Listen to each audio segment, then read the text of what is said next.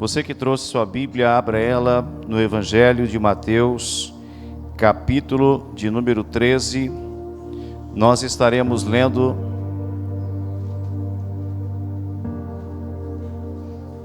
do versículo 24 ao versículo de número 30. Vá se assentando no nome de Jesus. Hoje é uma noite especial. Amém? Por que é especial? O pastor Rodrigo aqui já declarou. Porque nós vamos sentar à mesa com o Pai. Amém? A ceia do Senhor, ela não foi para todos. A ceia do Senhor foi para os íntimos, foi para os filhos, foi para os apóstolos. E o Senhor ali estabeleceu essa ceia, estabeleceu esse momento, para que a igreja pudesse lembrar do seu amor, lembrar do seu ato, lembrar da obra da cruz. E nós nunca podemos esquecer o que Jesus fez por nós. Amém? Você sabe o que Jesus fez por você? Quantos aqui já tiveram a revelação da obra da cruz? Levante a mão para o céu. A obra da cruz. Foi ali na cruz que o Senhor, Ele abriu o caminho. Foi ali que Ele pagou o preço, por amor a mim e você. Amém? Se nós temos vida e vida em abundância, é por um motivo. Pelo amor do Pai e pela obra de Cristo Jesus. Diga para a pessoa perto de você e diga: hoje é noite de ceia. Está pronto? Está preparado? Quem está com fome, diga amém. Não estou dizendo de pão agora, porque nem só de pão viverá o homem, mas de toda a palavra que sai da boca de Deus. Aplauda bem forte ao Senhor.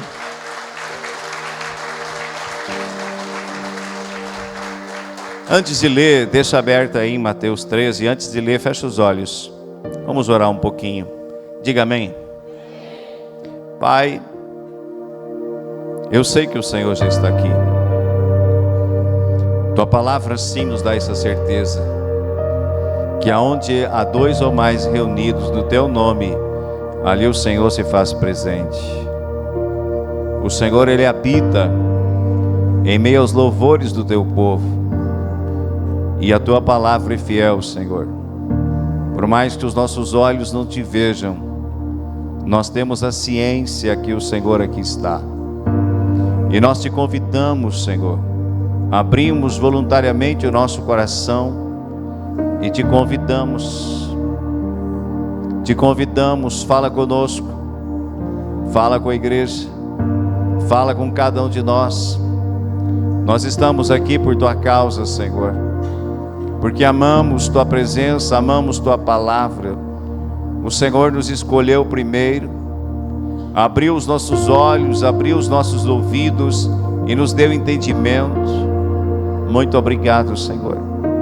Se aqui estamos, foi porque esse amor nos atraiu. Foi porque o Senhor nos escolheu e não nós te escolhemos. Envia para cá os Teus anjos, Pai, que eles estejam pelejando pelas nossas vidas, estejam pelejando pela igreja, estejam pelejando agora na hora da palavra. Que todo escudo da argumentação, da incredulidade, tudo aquilo que muitas vezes está no nosso peito, Pai, que impede que Tua palavra caia em terra boa e venha frutificar, seja removido. Que possamos ser como esponjas nessa noite, sugar aquilo que o Senhor quer liberar, sugar a Tua unção, sugar a Tua palavra e sairmos daqui alimentados. No nome de Jesus, Senhor, não nos deixa sair daqui da mesma forma, mas nos permita sair daqui tocados pelo Senhor, preparados para aquilo que temos durante a semana e fora. No nome de Jesus. Amém. Amém. Quando você começa a ler o capítulo 13 de Mateus, você vai ver o autor dizendo que Jesus estava em casa. E ele saiu de casa e ele foi à beira da praia. E ali ele se assentou. E queridos, não demorou muito quando as pessoas começaram a ver que Jesus estava sentado, olha para mim, que Jesus estava sentado à beira da praia. As pessoas foram até ele. Jesus sempre tem algo para entregar. Jesus sempre tem algo para revelar. Jesus sempre tem algo para nos falar. E não será que esta noite, diferente, você foi atraído para esse lugar, você foi atraído pela presença dEle, você foi atraído pela glória dEle, e você vai receber o alimento, você vai receber aquilo que Ele já colocou à mesa nessa noite. E a Bíblia vai dizer que uma grande multidão começou a cercar Jesus, uma multidão enorme. E Jesus então se levanta, e à beira daquele mar, daquele lago onde ele estava, havia barcos. E ele entra dentro de um barco, e ele se assenta. E ele faz daquele barco e daquele assento um lugar de pregação, um lugar de ensino. E Jesus então, ele começa a ensinar aquelas multidões. Ele começa a falar a respeito do reino dos céus. Amém? Ele não falou de economia, ele não falou de filosofia, ele não falou de matemática, de psicologia, ele não falou de história, ele não falou de outros temas. Ele falou o reino do meu Pai. E ali ele foi discorrendo muitos ensinos por meio de parábolas. Diga parábolas. Ele falou muitas, e todas elas ensinando a respeito do reino de Deus. Não há tempo de nós averiguarmos todas elas, mas eu quero averiguar com você uma delas. Amém? A parábola que tem por nome, por título, que o autor ali coloca, a parábola do trigo e do joio. Diga bem alto, diga a parábola do trigo e do joio. Quem já leu essa parábola? Você entendeu? Você compreendeu o que Jesus estava querendo ensinar? Vamos ler juntos então. Jesus lhe contou outra parábola, dizendo: o reino dos céus é como um homem que semeou boa semente em seu campo. Mas enquanto todos dormiam, veio o seu inimigo e semeou o joio no meio do trigo, e se foi. Quando o trigo brotou e formou espigas, o joio também apareceu. Os servos do dono do campo dirigiram-se a ele e disseram: o Senhor não semeou boa semente em seu campo? Então de onde veio o joio? O inimigo fez isso, respondeu ele. Os servos lhe perguntaram: o Senhor quer que o tiremos? Ele respondeu: não, porque ao tirar o joio, vocês poderiam arrancar com ele o trigo.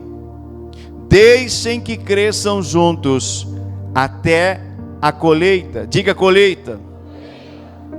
Então direi aos encarregados da colheita: juntem primeiro o joio e amarrem-no em feixes para ser queimado. Depois juntem o trigo e guardem-no no meu celeiro. Amém? Esta foi uma das parábolas que Jesus contou. Mas a multidão que estava ali, e até mesmo os apóstolos, aqueles que andavam com Jesus, eles não conseguiram naquele momento compreender o que ele estava dizendo. E a pergunta é: por que eles não conseguiram compreender? Porque naquele momento, uma palavra de um profeta por nome Isaías precisava se cumprir. Isaías havia declarado que aqueles que estavam ouvindo e vendo não estavam enxergando e nem entendendo aquilo que eles estavam vendo e ouvindo. E Jesus olha para eles e diz assim, em determinado momento para os seus discípulos, ele diz assim: vocês não entenderam e nem eles entenderam, para que se cumprisse a palavra do profeta Isaías. Amém? Hoje nós entendemos, porque o véu foi removido, e o Senhor nos deu direito a entendimento. Olha para a pessoa perto de você e diga assim: hoje você conhece o que significa esta parábola, porque o tempo é oportuno. Naquele tempo, olha para mim, naquele tempo, se o povo entendesse que Jesus era o Filho de Deus, o que iria acontecer? Será que eles iriam crucificá-lo? O que você acha? Não iriam, porque eles iriam reconhecer que Cristo era o Filho de Deus e não iriam crucificá-lo. Mas Jesus, ele veio para a terra naquele momento, naquela era oportuna, por um propósito: se entregar na cruz por amor a mim e a você. A Bíblia diz que nós estávamos condenados à morte e separação eterna de Deus. O que nos separa de Deus? O que nos faz acepção de Deus? Nos distancia de Deus? Você acabou de falar. O profeta Isaías, ele declara: são os vossos pecados que fazem separação entre o homem e Deus. Então nós estávamos separados de Deus, distantes de Deus naquele período, sem salvação, sem esperança, sem direção.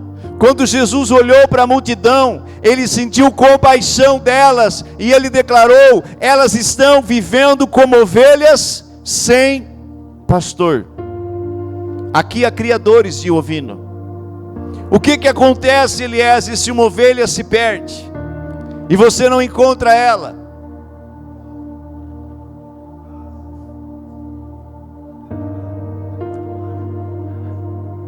Há uma grande probabilidade da ovelha morrer, do predador encontrá-la, dela se ferir e abichar e morrer. Então Jesus olhou para eles naquele momento e disse: vocês estão como ovelhas sem pastor. E ele sentiu compaixão delas. Ele não pôde falar abertamente os mistérios do reino de Deus para todos naquele momento, mas havia uma classe de pessoas que ele podia e deveria falar abertamente os mistérios do reino de Deus. Quem era? Quem era? Os discípulos, os mais próximos, os 70, os 12. Os mistérios do reino de Deus estavam sendo revelados para aqueles que dariam sequência, continuidade à obra que Cristo havia iniciado. Então, depois dele falar as parábolas e eles voltarem para casa, os discípulos olharam para ele e fizeram a pergunta: Jesus, nos ensina o que significa a parábola do joio e do trigo. Vamos ler junto agora a explicação que Jesus ele deu. Posso ouvir um amém? Você está ainda aí ou não? Aleluia. Olha aí Mateus 36 ao 43, a explicação de Jesus.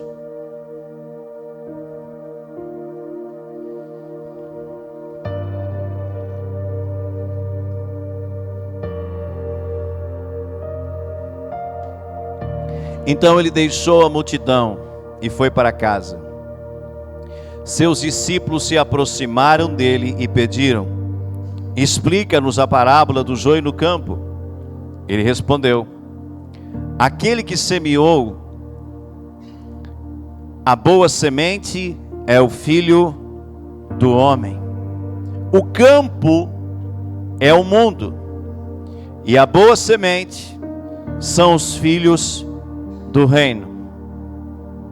O joio são os filhos do maligno, e o inimigo que o semeia é o diabo. A colheita é o fim desta era. Diga: fim desta era.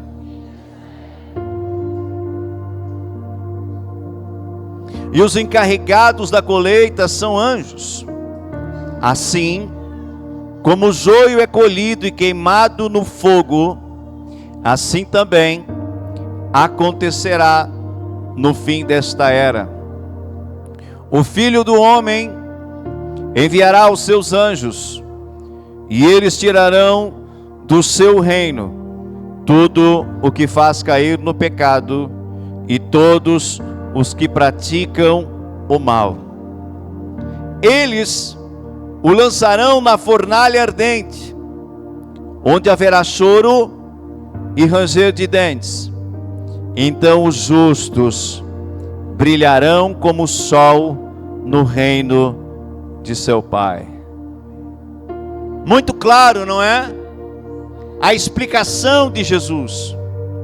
Ele abriu a parábola, ele abriu o ensino, ele foi claro. Se você ler como nós estamos aqui, você consegue entender o que Jesus estava ensinando para eles.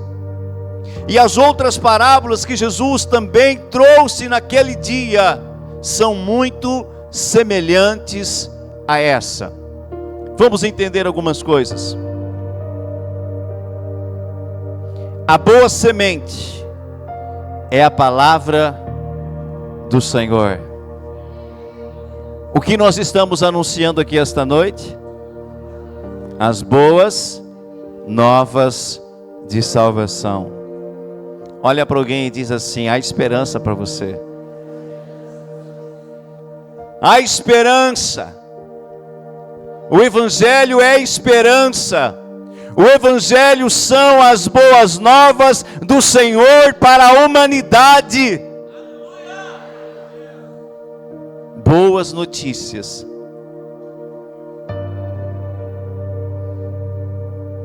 Que foi semeada por Jesus e ainda continua sendo semeada. O que nós estamos fazendo aqui esta noite?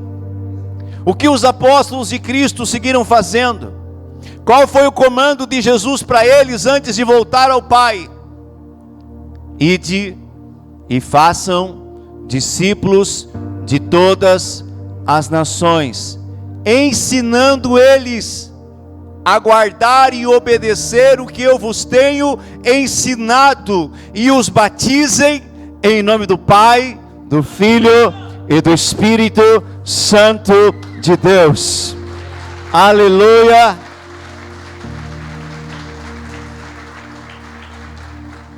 De lá para cá se multiplicou muito aqueles que anunciam a palavra.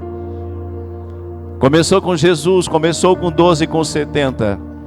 Mas olha hoje quantos e quantos milhões de homens e mulheres de Deus que estão anunciando as boas novas. Olha para alguém perto de você e diz para ele assim: você também precisa anunciar as boas novas. Todos nós fomos chamados para anunciar as boas novas do reino. Você foi chamado para anunciar as boas novas. nós fomos chamados. E essas boas novas são semeadas na lavoura de Deus. Ou seja, Jesus compara a lavoura com o mundo. Diga mundo. O mundo, a terra a qual vivemos, a terra onde vivemos é símbolo da lavoura. Então esta palavra é a única, diga única, esta palavra do reino, este evangelho das boas novas, é a única que pode produzir filhos do reino de Deus. Não são os livros de filosofia, não são os livros de crenças, não são os livros de outros autores e outras religiões que têm o poder de fazer filhos do reino de Deus. Somente o evangelho de Jesus. É ali que está contida as boas novas. Jesus falou alto e claro com todas as palavras: eu sou o caminho, a verdade e a vida, e ninguém vem ao Pai a não ser por mim. Aplauda Ele bem forte.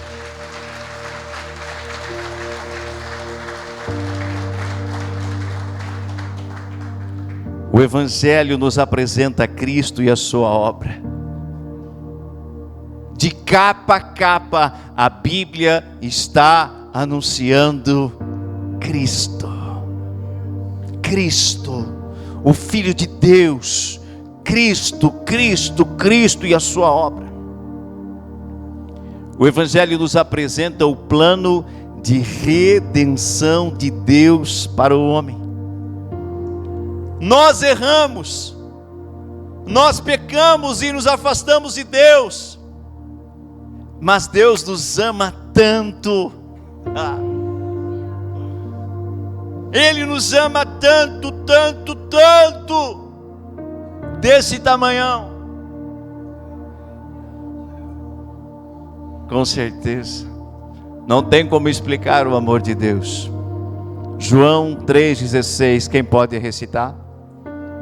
Cadê os amantes da Bíblia?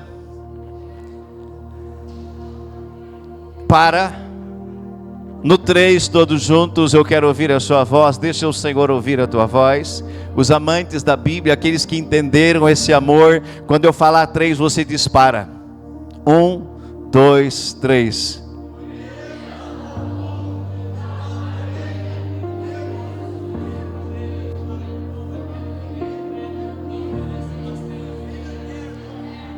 Coloca no mural.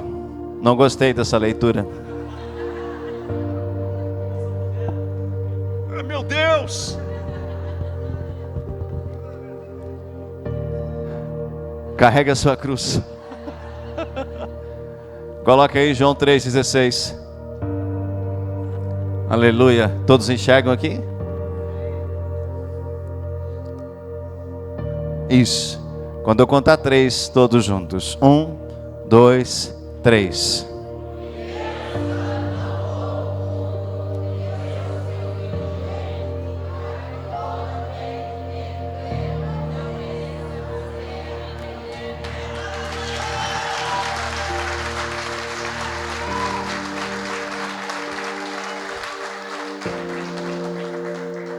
Deus me ama, Deus te ama. E Ele nos entregou Jesus para morrer no nosso lugar.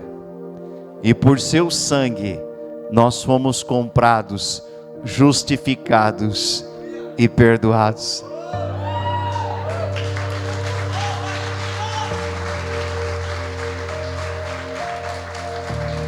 João Batista, quando viu Jesus se aproximar, antes dele se revelar ao mundo, ele viu e ele declarou com todas as letras: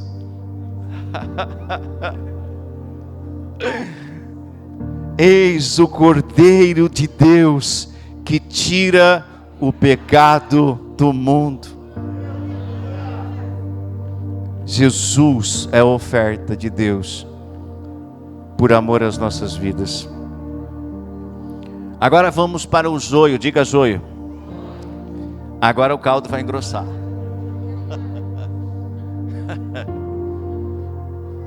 Os joios são os filhos do maligno. Joio e trigo são praticamente iguais.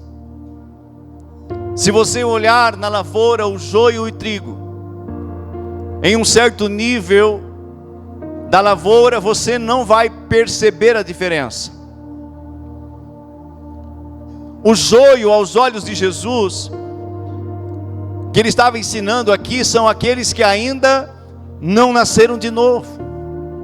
Aqueles que ainda estão vivendo nas obras da carne, no pecado, que ainda estão afastados desse amor de Deus, que ainda não fizeram aliança com Cristo. Jesus chamou eles de filhos do maligno. É forte, não é? Quem aqui um dia já foi filho do maligno? Bata no peito aí. É duro, né? Mas pastor, eu pensei que todos nós fôssemos filhos de Deus. Eu também pensava assim. Mas não é. Não é. Mas a Bíblia diz que aqueles que aceitaram a Cristo, aceitaram sua obra, que o reconhecem como Senhor e Salvador, Deus lhe deu o poder de serem filhos de Deus. Antes eu andava em trevas, filho do diabo, mas quando Cristo se revelou a mim, Deus me tirou das trevas e da escuridão, e a Bíblia diz que o seu Filho me transportou para o reino do Pai, o reino de luz, de glória e de vida eterna. Então o mundo lá fora, aqueles que ainda não aceitaram ao Senhor, que ainda estão vivendo conforme a sua carnalidade, o Senhor os considera como joio. Mas será que não é da vontade do Pai que eles se tornem trigo? É. Para Deus importa que nenhum pereça, mas todos sejam salvos. Mas a pergunta é, será que eles querem? Será que todos querem se submeter a Cristo? Será que todos querem esse amor? A pergunta é não. Por quê? Porque evangelho é renúncia, evangelho é morte, evangelho é como Cristo disse: aqueles que quiserem vir após mim, tome a sua cruz e me siga. Vai te custar tudo, mas você vai ter vida com Ele. Vai te custar renúncia, vai te custar decisão, vai te custar posicionamento, mas vai valer a pena. Vai valer a pena. O joio e o trigo são praticamente iguais. Quando nós saímos da igreja e vamos para a rua, você consegue identificar um cristão, se ele não está com a Bíblia, ou ele não está falando algo a respeito de Cristo? Quem consegue? Se você não conviver com ele, talvez não. O mundo é a lavoura, e nessa lavoura do mundo há trigo e há joio. Mas há uma característica: o trigo dá fruto, o joio não dá fruto.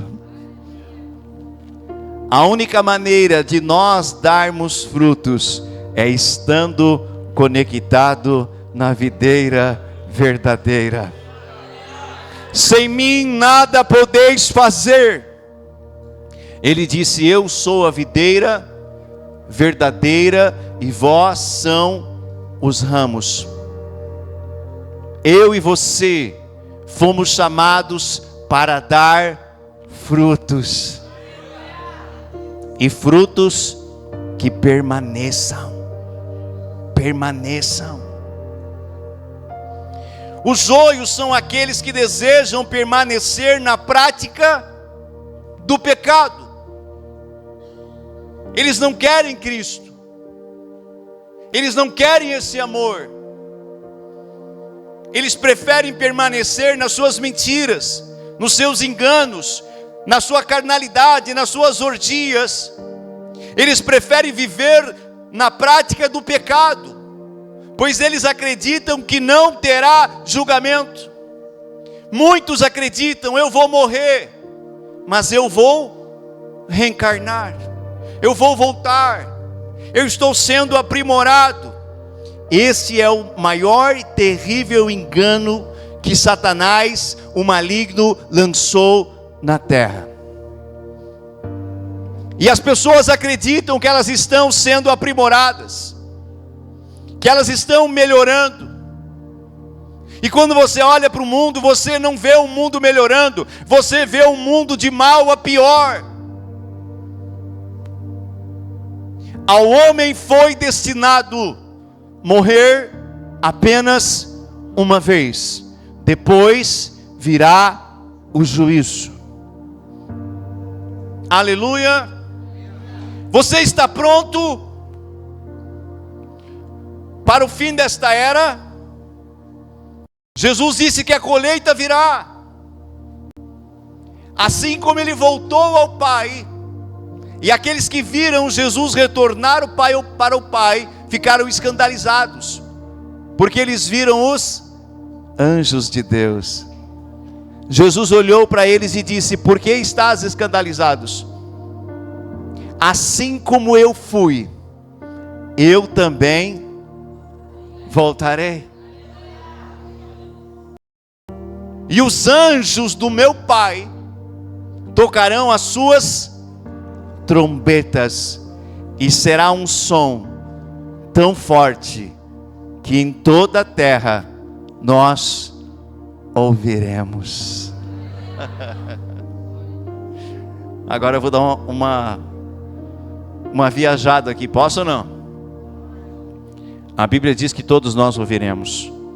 Eu acredito que até os surdos, Clédio, naquele momento o Pai vai fazer assim, ó, para que eles ouçam o som das trombetas. Aleluias. Esse som dos anjos anuncia o final de uma era e o começo de outra era. Os joios são os amantes dos prazeres do mundo. Você conhece pessoas assim? Sim ou não?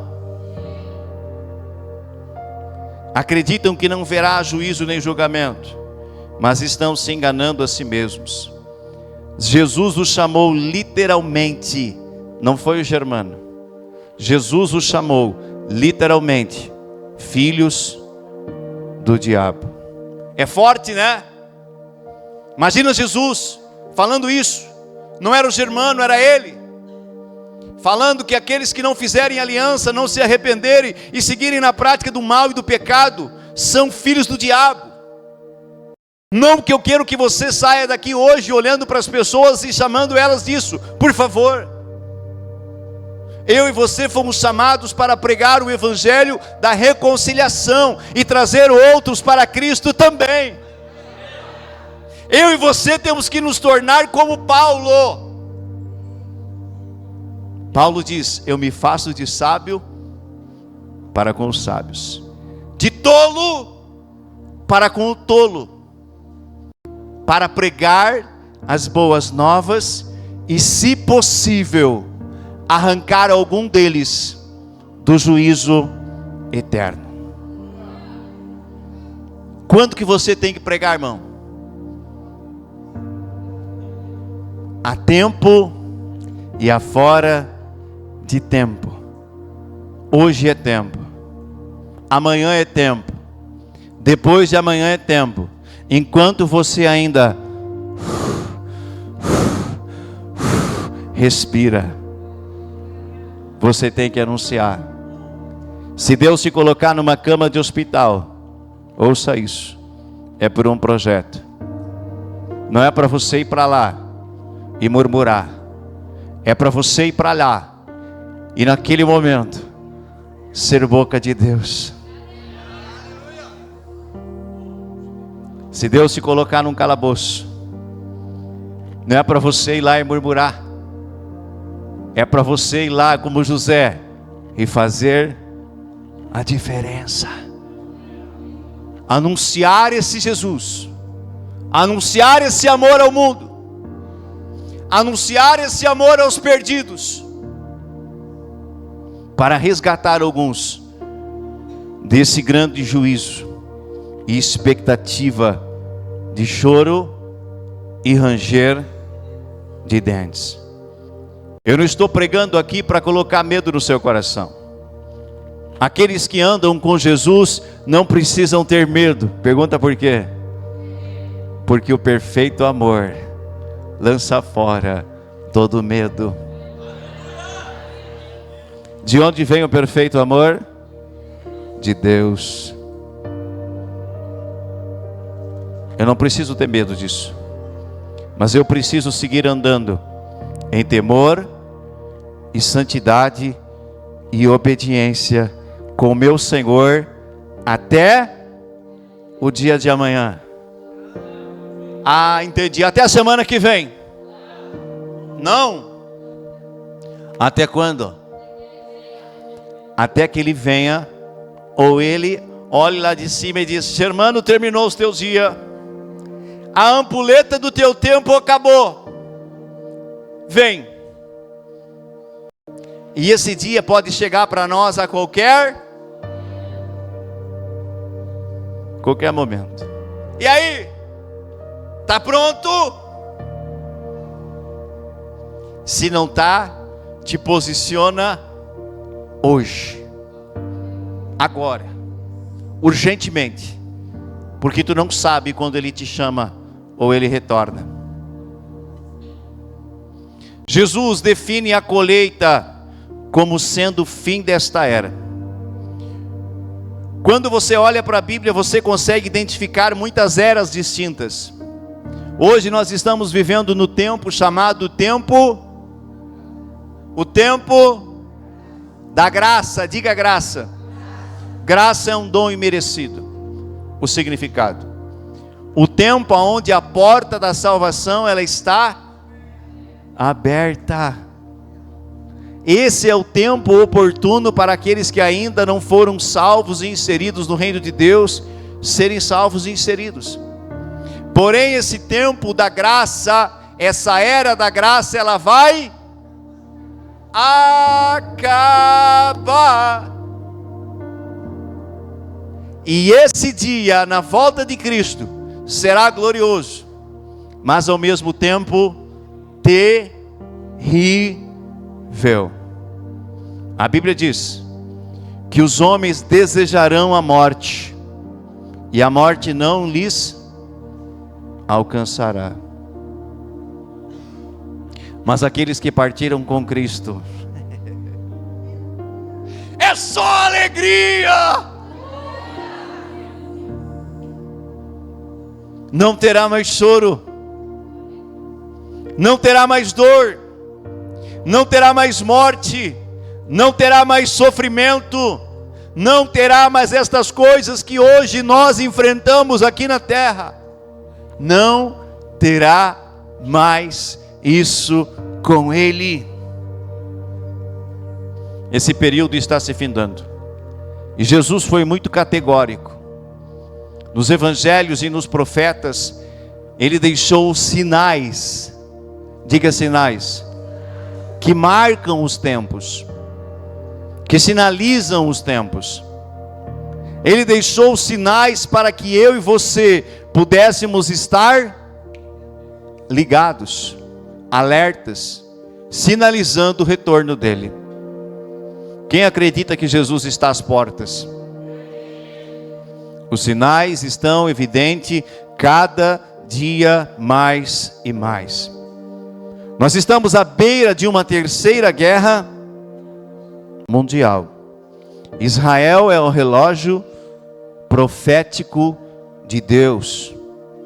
e ela está sendo atacada, e assim como está atacando, a qualquer momento pode estourar a fome, a pestes, como nós não víamos há muito tempo, secas, queimadas, sinais no céu, sinais na terra.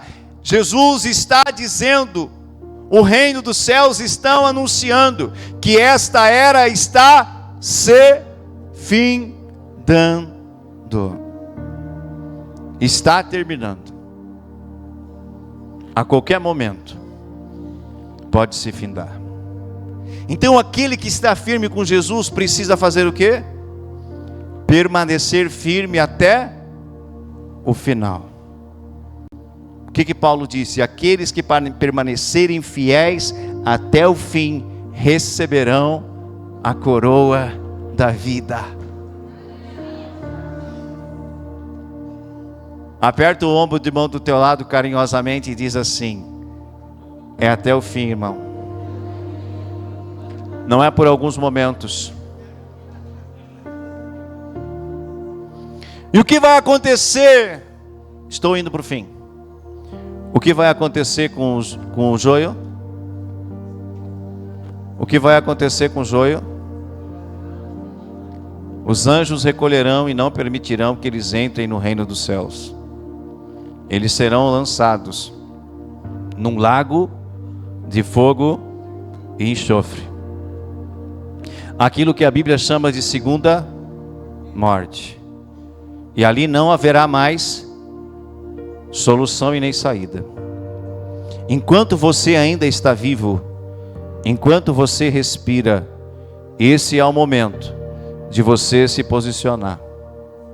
Depois que você morreu, não tem mais como clamar ou pedir ajuda a Deus. Lembra aquela parábola que Jesus conta de Lázaro e do homem rico? Quem lembra? O homem rico morreu e foi para o inferno. E o homem pobre foi separado a um lugar de espera até que o paraíso fosse aberto. E o homem rico, ele estava queimando, sofrendo. E ele olhou e gritou: Pai Abraão, mande Lázaro molhar, nem que seja a ponta do dedo, na água e molhar a minha língua, porque o sofrimento que eu estou tendo aqui é terrível. O que o pai Abraão disse? Não tem como. Você teve a sua oportunidade enquanto você esteve na terra. Há um grande abismo entre ele e você. Não há mais. Depois que nós partimos, não há mais volta. Não há mais chance. A chance é hoje. É agora. Então nós temos que nos posicionar. Essa palavra, no mínimo, ela tem que mexer dentro de mim. Não colocar medo, mas mexer. Ela tem que criar no meu espírito temor e tremor. Eu não posso ser mais o mesmo. Eu preciso a cada dia mais ser parecido com quem? Com Cristo Jesus. O joio lançado na fornalha. Mas e os justos? Agora é para você explodir esse teto. Os justos serão levados e conduzidos ao reino do Pai.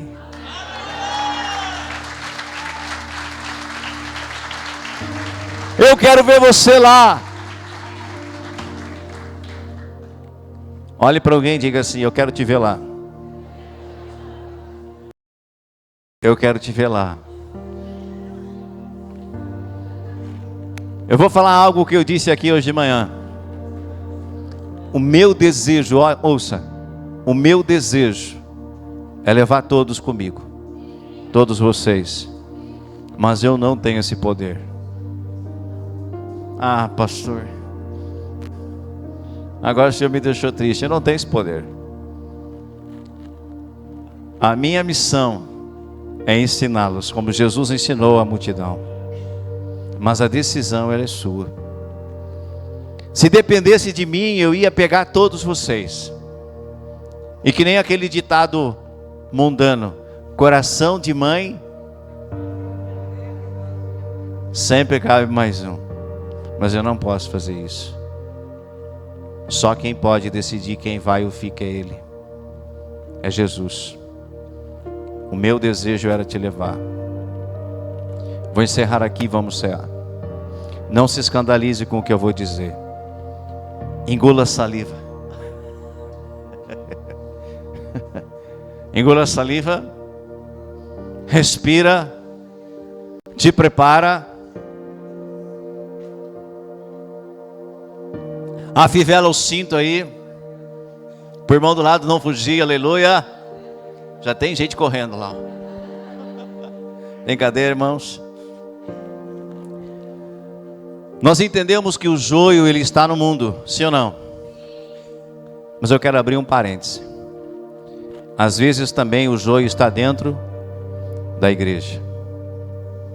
Eu não estou te chamando de joio.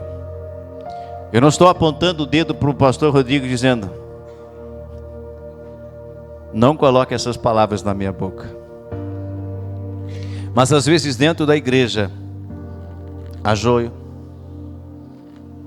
Há pessoas que elas não querem nascer de novo, que elas não querem abandonar o pecado. Pastor, isso é verdade? É. Jesus disse assim: nem todo aquele que me chama Senhor, Senhor, herdará o reino dos céus.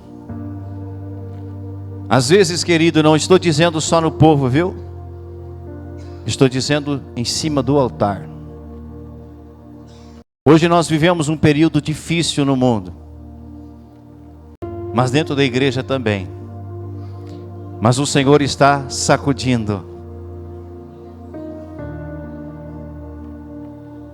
Nós vivemos algo, há uns pregadores, há uns teólogos, há uns pastores que eles acreditam numa teologia chamada teologia da hipergraça. Se você nunca ouviu falar, pesquise. O que eles defendem, o que eles acreditam e o que eles ensinam o povo. E muitos estão caindo no engano deles. O que eles ensinam? Que Deus te ama tanto, tanto, tanto, tanto, tanto, tanto, tanto, tanto, que Ele não vai deixar você ir para o inferno. Não se assusta, é só um exemplo aqui, amém? Daqui a pouco eu vou até aí onde é que você está, aleluia. Eles pregam e acreditam nisso. Mas não é o que a Bíblia ensina. Não é o que Jesus ensinou. Esse é um ensino errado. E esses pastores ou pastoras muitas vezes estão ensinando, estão pregando, estão anunciando isso para o povo. E quando eles forem para o grande dia do juízo, o Senhor vai olhar para eles e vai dizer: aparta-te de mim, você que praticou a iniquidade.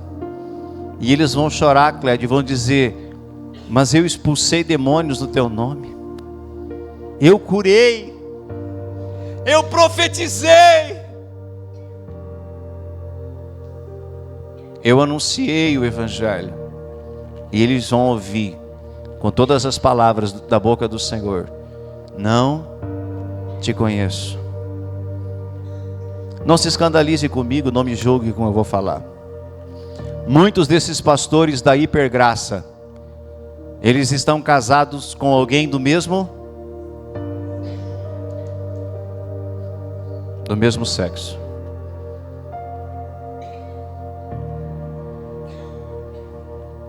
Eu acho que a Bíblia deles é outra. Eu acho que eles rasgaram as páginas da Bíblia. E muitos adeptos estão seguindo eles, mas estão seguindo para a cova dos leões. Estão seguindo líderes cegos que não conseguem nem eles enxergarem o seu erro, e estão conduzindo outros também para o erro e para o engano.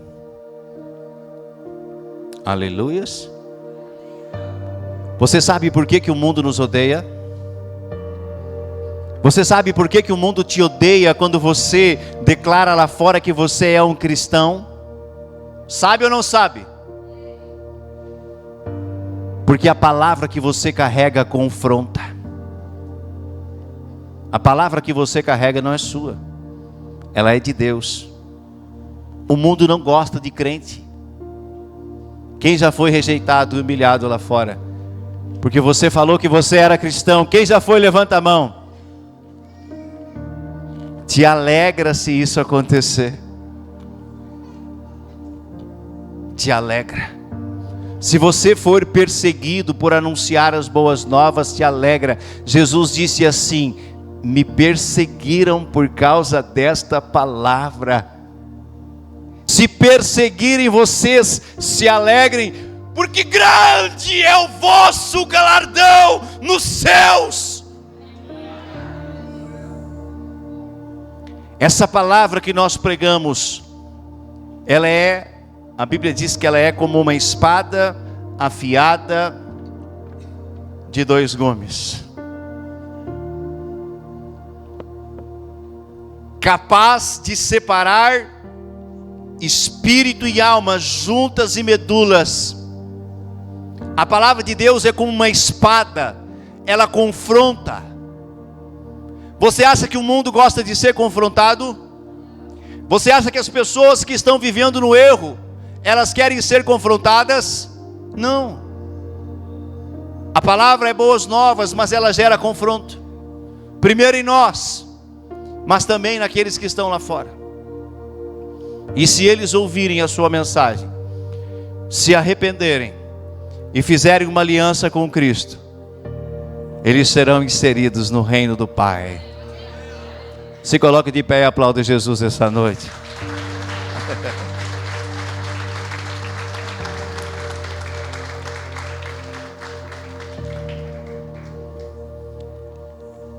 Se você não incomoda, querido,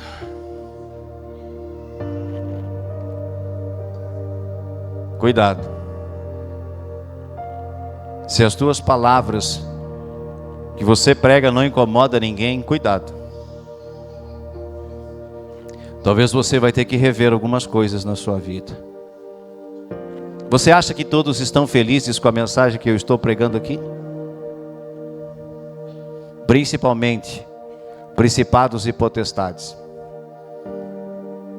e aqueles que são contra a Bíblia. O que o mundo quer fazer com a Bíblia, pastor Rodrigo? Reformá-la, tirar textos que ali estão, reformar a Bíblia, se possível eliminá-la e criar apenas uma religião. Ouça, isso é um sinal profético do final dos tempos. O porquê que as maiores guerras existem? Por causa de uma ideologia ou de uma religião. Amém? As maiores guerras já existiram por causa de uma religião, de uma ideologia. E uma das estratégias do inimigo para gerar uma falsa paz no mundo será criar apenas uma religião, para ter uma aparente paz. Eu e você não podemos nos dobrar a isso. Nós precisamos estar atentos a isso.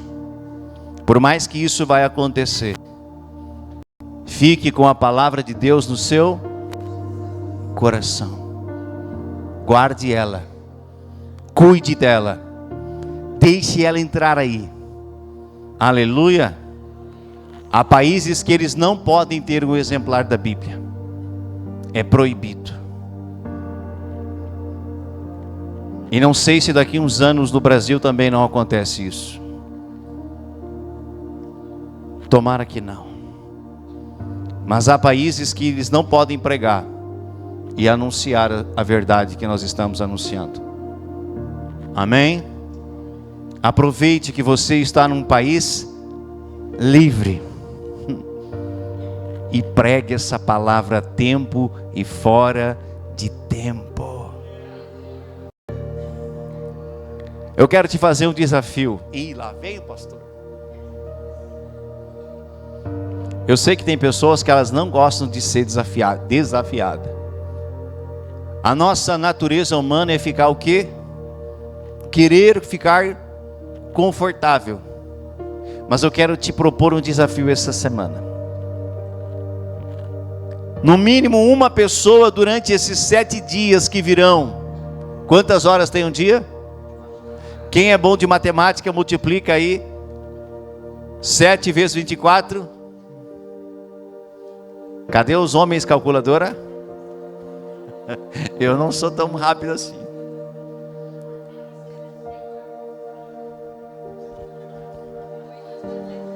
Quantas horas? 168. Você terá 168 horas. É hora, irmão, para anunciar essa boa verdade para um nem que seja durante esses 7 dias. Quem aceita? Quem aceita? Faça isso. Deixa Deus incendiar o teu coração. Não tenha vergonha, não tenha medo de falar. Não tenha medo. Vamos cear?